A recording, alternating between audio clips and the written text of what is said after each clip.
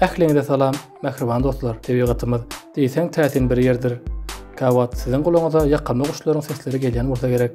Bu guşlary görmek isleýänsiňiz, bu videomuzda sizlere dünýäniň iň owadan 10 guş hakynda video taýmladyk. Video başlamaňka size kiçirek ýatlatmam boljak. Videomuza halasaňyz like basmagy we bize goşulmak isteseňiz agda bolup bilersiňiz. Videomuza geçelim. Tukana guşy. Bu guşlar Meksikanyň günortasynda, Günorta Amerikanyň demirgadyk we günbatarynda ýerleşýän Amazon tokolarynda ýaşaýarlar. Bu guşlar esasen awçylaryň, adamlaryň barmagynyň gyn bolan ýerlerinde ýaşaýarlar. Boýlary 29 cm-den 63 cm, agramlary bolsa 130 gramdan 1 kilograma çen ýetip bilýär.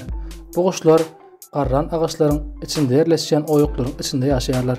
Käwirleriň çünkleri 8 cm-den 20 cm çen ýetip bilýär. Victoria täç kepterisi. Bu guş dünýäniň iň uly kepterisi diýilip bilinýär. Uzunlygy 78 cm, agramy 4,5 kilograma çenli ýetip bilýär. Bu kepterler Angliýanyň kraliçesi bolan Victoria tarapyndan onuň öýüne bedek bolmak üçin getirildi. Asyl adyny bolsa hiç kim bilmeýär. Şonuň üçin bu guşa Victoriýanyň täji diýip ad goýupdyrlar. Bu guşlar esasen ýerde köp wagt geçirýär. Meýweler, tohumlar, oňtuklar we oňurgusyz mörmejekler bilen imitlenýär. Bu guşlar gaty akylly we özüne çekýär renkleri bilen gaty owadan guş görnüşidir.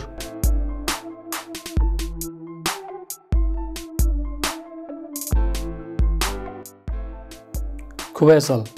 Günbatar Meksikanyň güzet tokoýlarynda ýaşaýarlar. Bu guşlaryň rengi esasen goýy öwüşken ýaşy renkdedir. Goýruklarynyň uzunlygy 8 cm-den 15 cm çenli bolup bilýär. Bu guşlar meýweler we gurçuklar bilen imitlenýär. Quetzallar dünýämizde diýseň sany azalan guş görnüşidir. Şol sebäpli Gyzyl kitaba girdildi we bu guşlar üçin ýöreti goraçylary aýlyk tölek hem tölenýär. Amerikada we Meksikada bu guşlar köpeltýän guşçular hem bar.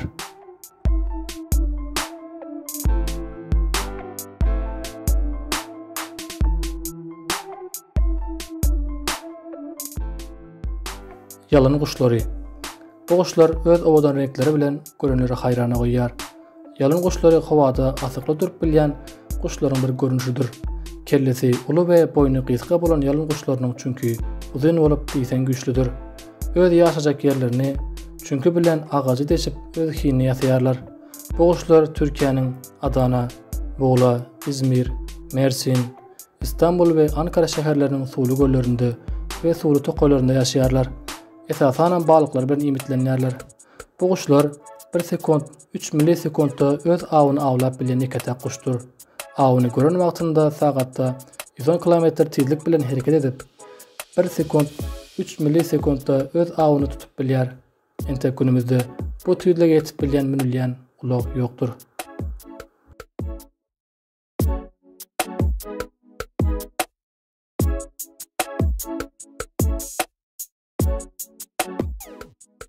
Cennet guşy.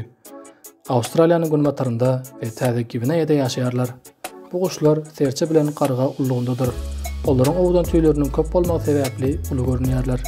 Cennet guşlarynyň erkegi garşyçysyny gören wagtynda tant et başlaýarlar. We tant eden wagtlary ortaça bir saýabanyň şeklinde hem girip bilýärler. Boýlary bolsa 1 metr ýetip bilýär. Agramlary 2 kilograma çen ýetýändir. Bu guşlar güneş şöhretinde duran wagty altyn we zümrüt renkinde öwüşüň atýarlar.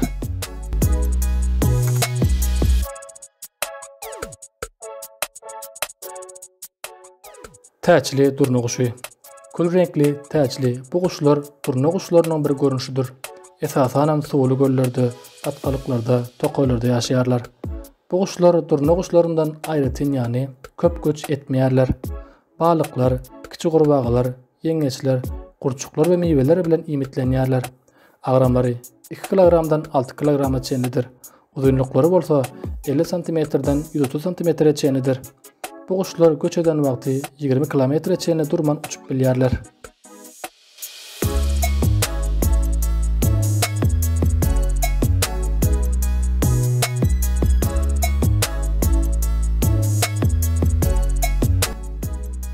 Manakin. Bu guşlar diýsen kiçik bolup dünýäniň iň kiçik guş görnüşleriniň biridir.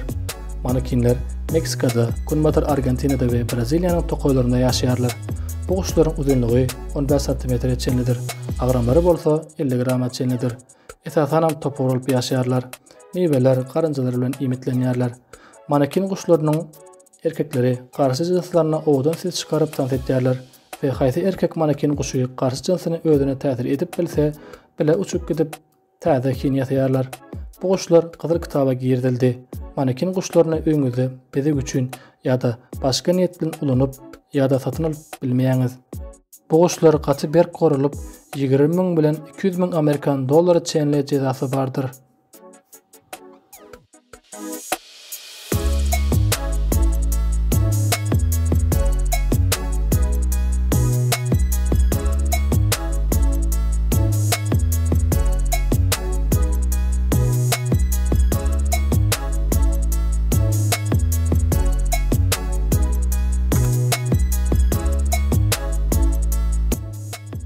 Flamingolar. Bu kuşlar turna kuşlar maşgalasyna girýär. Flamingolar uzun we ince aýaklary bolup, aýagynyň uzunlygy 80 cm çen ýetip bilýär. Bu kuşlar Afrika we Günorta Aziýada ýaşaýarlar. Tüýleriniň gyzyl we gülgüne bolmanyň sebäbi ýan iýmetinde karotin vitamininiň köp ýa-da az bolmagyna baglydyr. Eger bir gün gölüň garasynda flamingo sürüsini görseňiz, biliň şol ýerde iň azyndan 100 000 goly sürü bar diýmekdir.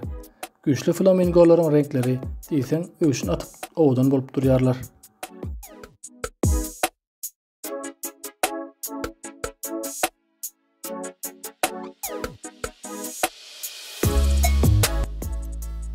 Jumbo meýwe keptersi. Dünýäniň köp ýerlerinde ýaşaýan bu kepterler tokoýda ösýän jumbo dilen ösümlik bilen imitlenýärler. Bu kuşlaryň rengi diýseň owdan bolany üçin güne çykanda bir näçe uzaklykdan görünip bilýär. Bu kuşlaryň agramy 100 gramdyr. Uzunlygy bolsa 20 cm-dir. Bu kuşlar sürü bolup ýaşaýarlar. Erkek bir jumbo kepterdi sürüniň serdary bolmak üçin täsin we owdan sesler çykarmalydyr. Bu kepterler 20-25 günde çağa etýärler we 100 gün bolanda olam öz sürüsine goşulýar.